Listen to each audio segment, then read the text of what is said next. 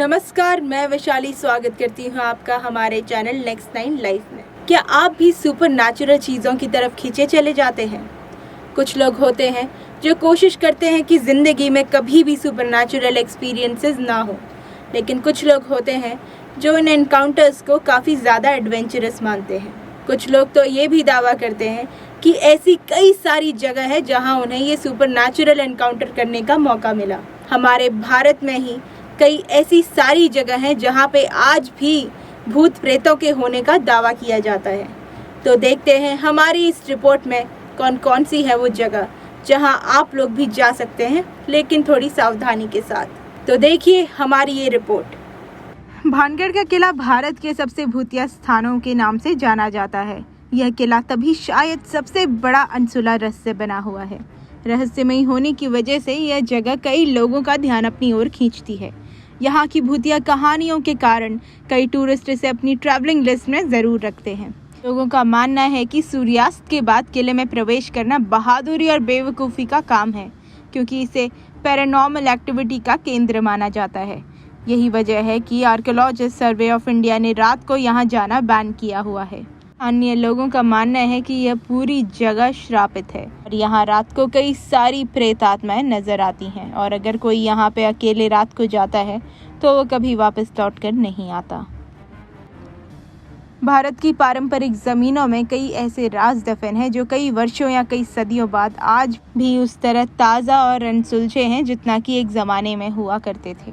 ये एक राजस्थान के जैसलमेर जिले में कुलधारा गांव में दफन है। यह गांव पिछले 170 सालों से वीरान पड़ा है। एक ऐसा गांव है जो रातों ही रात में पूरा खाली हो गया। कुलधारा गांव के वीरान होने को लेकर एक अजीबोगरीब रहस्य है।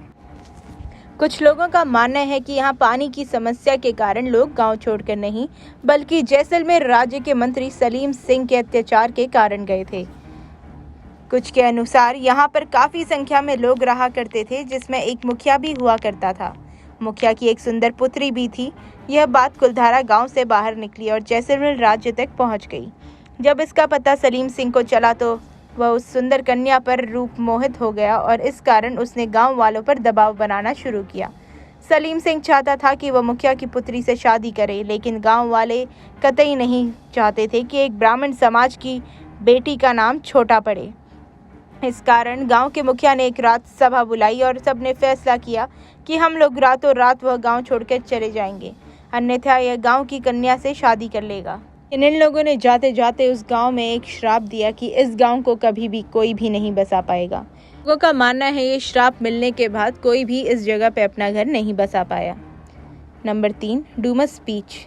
गुजरात के समुद्र तट पर स्थित डमस बीच, जिसे लोग डूमस बीच भी कहते हैं, वो हमेशा चर्चा में रहता है, खास तौर से टूरिस्ट के लिए, क्योंकि ज़्यादातर टूरिस्ट इस बीच का लुत्फ़ उठाना चाहते हैं। लेकिन स्थानीय लोगों की बातें सुनने के बाद अच्छों के पसीने छूट जाते हैं।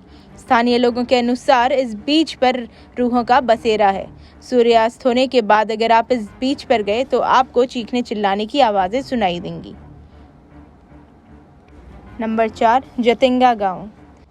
दक्षिण असम के दीमा जिले के पहाड़ी में एक घाटी है जिसमें एक गांव है जिसका नाम है जतिंगा विलेज, जो अपनी प्राकृतिक अवस्था के चलते साल में करीब 9 महीने तक बाहरी दुनिया से अलग थलग रहता है। लेकिन सितंबर माह की शुरुआत से ही यह गांव खबरों की सुर्खियों में बन जाता है। इसका कारण यहाँ होने वाले पशु पक्षियों की सुसाइड की रहस्यमय घटना है। दरअसल अक्टूबर से नवंबर तक पक्ष की रातों में यहाँ के पक्षी सुसाइड कर लेते हैं। शाम 7 बजे से लेकर रात के 10:30 बजे के बीच अगर आसमान में धुंध छा जाए, की रफ्तार तेज हो जाए और कहीं से कोई रोशनी आ जाए तो चिड़ियाओं की खैर नहीं। चिड़ियाओं का झुंड कीट पतंगों की तरह कर रोशनी के स्तर पर गिरने लगते हैं।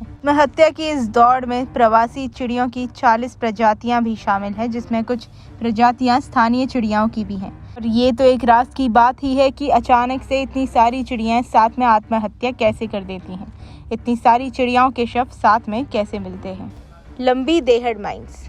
इस जगह की कहानी सन 1990 से जुड़ी है। कहते हैं कि खदान में काम करने वाले 50,000 मजदूर गलत प्रक्रिया से होने वाली माइनिंग के चलते दर्द से मर गए थे।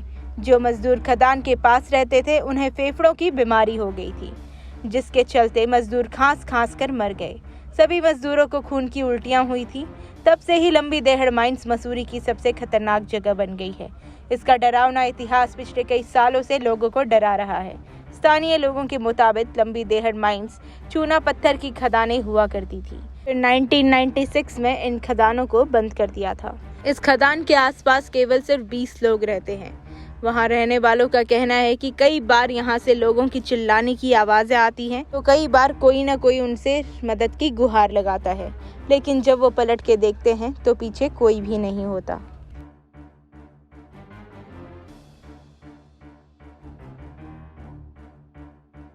तो दोस्तों, हमारी ये वीडियो देख के क्या आप भी इन सारी जगहों पे जाने की कोशिश करेंगे, या आप कभी चाहेंगे कि कभी ना कभी once in a life time तो इन सारी जगहों पे ज़रूर जाया जाए। आज की वीडियो में बस इतना ही। बने रहिए हमारे साथ हमारे चैनल नेक्स्ट 9 लाइफ में।